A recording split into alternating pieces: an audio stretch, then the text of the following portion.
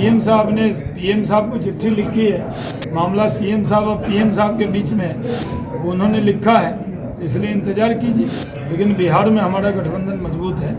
नमस्कार, मैं हूं सौम्या राठी और आप लाइव सिटीज देख रहे हैं। जैसा कि आप सभी जानते हैं कि जातीय जनगणना को लेकर बिहार में इस वक्त सियासत गर्म हो चुकी है। हर तरफ से जातीय जनगणना को लेकर अलग अलग तरीके के बयान सामने आ रहे हैं। अब इसी सिलसिले में बिहार सरकार में उद्योग मंत्री शहनवाज हुसैन ने भी अपना बयान दे दिया है।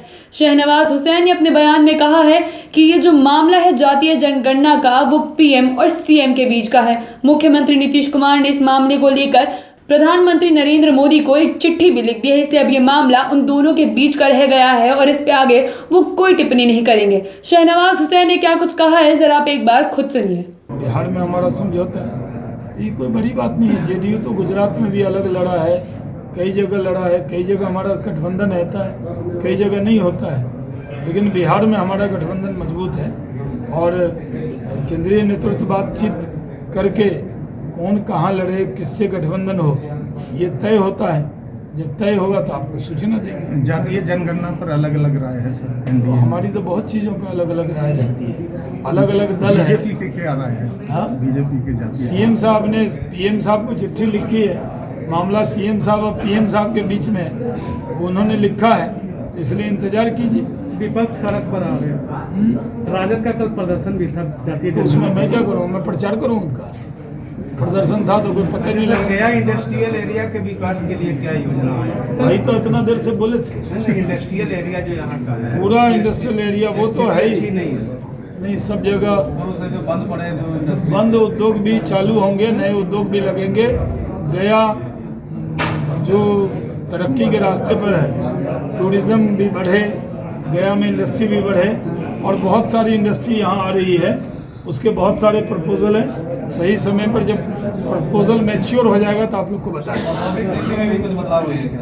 औद्योगिक नीति में अपनी औद्योगिक नीति तो 2016 वाली है, लेकिन textile leather policy, ethanol policy, oxygen policy, हम कई पॉलिसी ला रहे हैं। जल्दी टेक्सटाइल और लेदर पॉलिसी आएगी। होटल व्यवसाय के लिए क्या कर रहा है?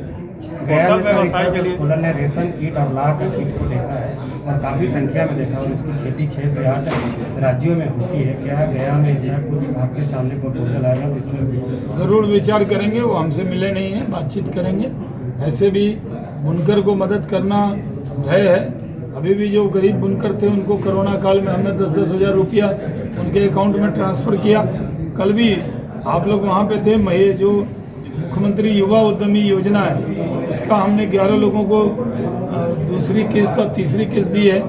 अभी जो मुख्यमंत्री उद्यमी योजना है अब 3 किस्त की जगह 2 किस्त में होगी।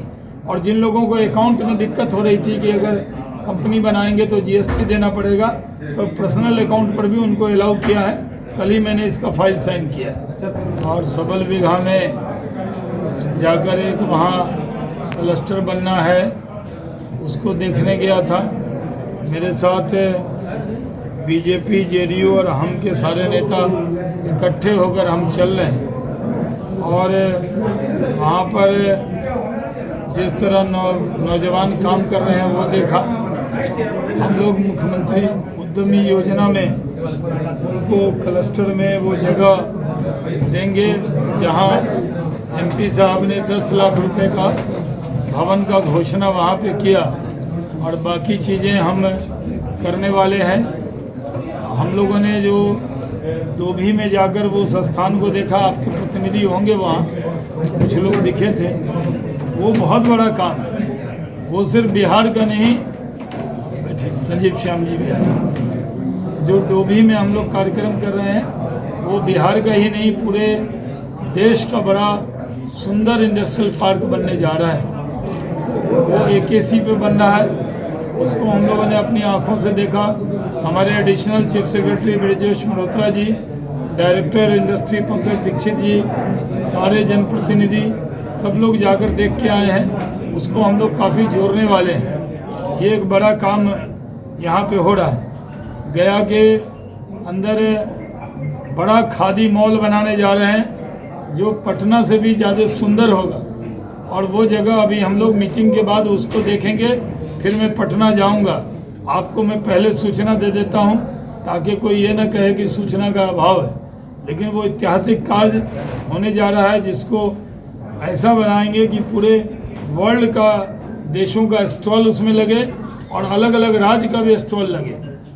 जो बुद्ध को मानने वाले लोग हैं, गौतम बुद्ध को जो मानने वाले लोग हैं, उनके लिए पूरे दुनिया का सबसे बड़ा सेंटर बोध गया है। तो यहाँ एयरपोर्ट डेवलप हो, यहाँ पर बढ़िया मॉल हो जिसके अंदर गया के जो लोग हैं, वो जगह कौन सा प्रेम जी, जहाँ खादी मॉल वाला पंतनगर में ऐसा खादी मॉल बनेगा जिसमें पूरे गयावासी भी जो अपने बच्चों को लेकर शाम में घूमने जाना, वहाँ बैठने का इंतज़ाम, उसको ध्यान में रखकर बहुत प्रेम कुमार जी की जिद थी कि इसको बनाइए बनाइए।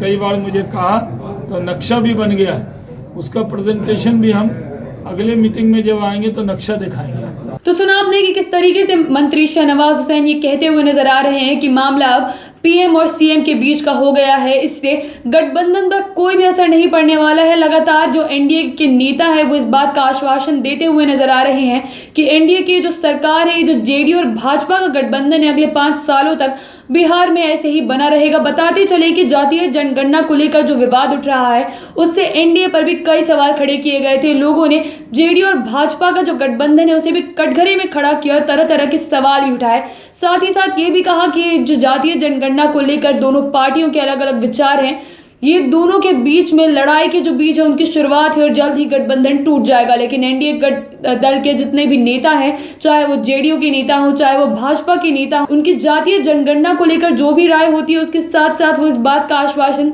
जरूर देते हैं कि गठबंधन में सब कुछ ठीक चल रहा है और एनडीए में जेडीयू और भाजपा के बीच में जातीय जनगणना की वजह से कोई भी आपसी विवाद नहीं है।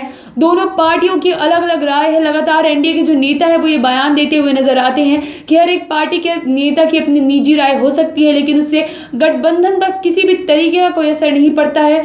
इससे इस बात पर कोई असर नहीं पड़ता है कि बिहार सरकार में जो एनडीए की सरकार है, जो एनडीए का गठबंधन है, वो कमजोर पड़ जाएगा। लगातार एनडीए के नेताओं की तरफ से जो बयान सामने आ रहे हैं, जैसा कि आज शहनवाज हुसैन की तरफ से भी कहा गया है, जिसमें बयान में साफ साफ कहते हुए नजर आ रहे हैं कि बिहार में जो एनडीए की सरकार है वो बिल्कुल ठीक तरीके से काम कर रही है। कुछ वक्त पहले ही जेडीयू के पूर्व मंत्री जय कुमार का भी हमने आपको एक बयान सुनाया था जिसमें वो कुर्मी जातियों की तरफ से अब जातीय जनगणना की मांग कर रहे थे और ये कह रहे थे कि कुर्मी जाति के लोगों की तरफ से भी जातीय जनगणना जो है उसकी मांग की जा रही है। जातीय जनगणना की मदद से सरकार लोगों के लिए बेहतर तरीके से स्कीम्स बना पाएगी। लेकिन उन्होंने भी अपने बयान में इस बात को बार बार दोहराया था कि इससे गठबंधन की जो मजबूती है उस पर संदेह नहीं किया जाना चाहिए। नेताओं का अपना निजी राय है और इससे सरकार पर, सरकार के गठबंधन पर कोई भी असर नहीं पड़ रहा है। अब ये देखना होगा कि जातीय जनगणना को लेकर शहनवाज हुसैन का जो बयान सामने आया है उसके बाद राजनीति में बयानों का सिलसिला